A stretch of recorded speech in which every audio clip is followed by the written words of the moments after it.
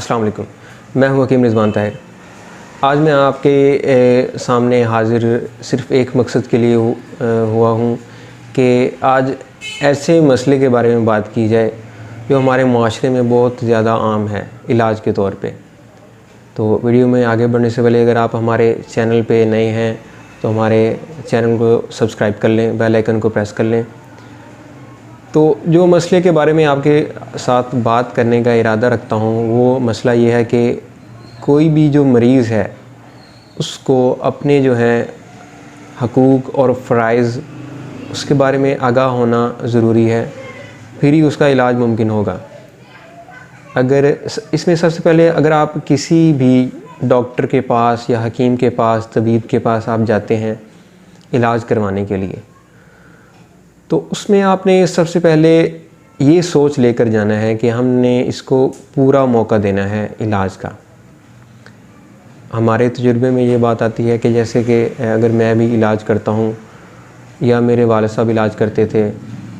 تو اس کے علاوہ اگر آپ کسی اور حکیم یا ڈاکٹر کے پاس جا کے بیٹھتے ہیں تو آپ بھی اس چیز کو دیکھتے ہوں گے کہ اکثر مریض یہی گلہ کر رہے ہوتے ہیں کہ جی آپ کی میڈیسن ہم نے استعمال کی، جتنی دیر استعمال کی اتنی دیر ہمیں آرام رہا، سکون ہوتا رہا، فائدہ میسر آتا رہا، یا جس کو ہماری زبان میں کہتے ہیں کہ جی تھوڑا سا فرق پڑا ہے، 19-20 کا فرق پڑا ہے۔ تو اگر آپ کو اتنا فرق پڑ رہا ہے اور آپ چند دنوں میں ہی علاج سے مایوس ہو کر کسی نئے طبیب کے پاس جا رہے ہیں، تو اگر آپ یہ سلسلہ جاری رکھیں گے تو آپ کو آرام یا آپ کو علاج، آپ کا جو علاج ہے وہ آپ کو کبھی نصیب نہیں ہوگا۔ عام طور پہ ایسے مریض جو ہیں وہ اپنے آپ کے ساتھ بھی ظلم کرتے ہیں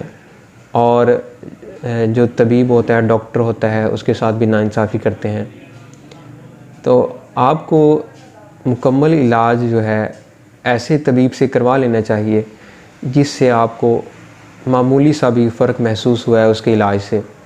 وہ جتنی دیر آپ کو کہتا ہے کہ اگر آپ نے 2 مہینے کا علاج وہ آپ کو کہتا ہے تو آپ کو 2 مہینے تو کم از کم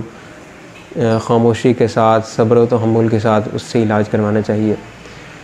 ایسے مریضوں کو ہمیشہ نقصان کچھ اس طرح سے ہوتے ہیں کہ فرض کیا،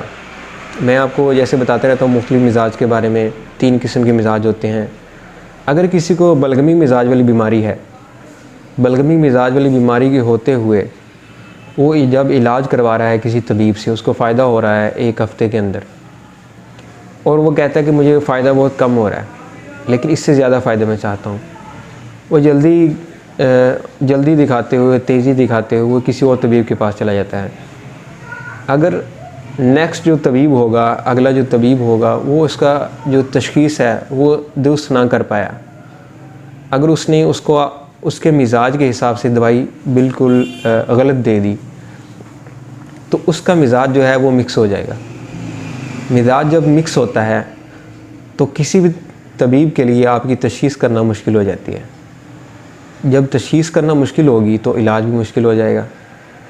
فرض کیا اگر آپ کا جیسے کہ 3 قسم کے مزاج ہوتے ہیں، 3 قسم کے مزاج میں ہی مختلف قسم کی بیماریاں پائی جاتی ہیں، تو اگر جیسے کہ ہیپاٹائٹس سی ہے، ہیپاٹائٹس سی یہ سرد خشک مزاج میں پائی جاتی ہے، مطلب عضلاتی اعصابی مزاج جس کو ہم کہتے ہیں، اس میں اگر پائی جاتی ہے تو ایسے مریض کو جب اس کے جسم سے کسی بھی جگہ سے خون جاری ہونا شروع ہوگا تو ہم اس کا کیسے علاج کریں گے؟ یہ زیادہ تر جو طبیب ہیں، حکماء حضرات ہیں، ان کے لیے یہ بہت پریشانی کا باعث بن سکتا ہے، کیونکہ جو ان کے پڑھنے میں یا ان کے تجربے میں زیادہ جو چیزیں آتی ہیں وہ یہ آتی ہیں کہ اس مزاج میں خون جاری ہوتا ہی نہیں ہے۔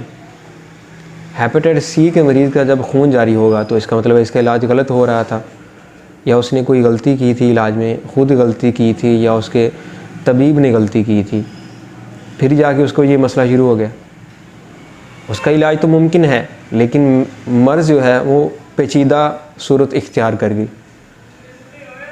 اسی طرح جب اس کا مزاج کنورٹ ہوتا رہے گا ہلکا پھلکا، جو اس کو فائدہ نہیں دے گا، نقصان کرتا رہے گا الٹا،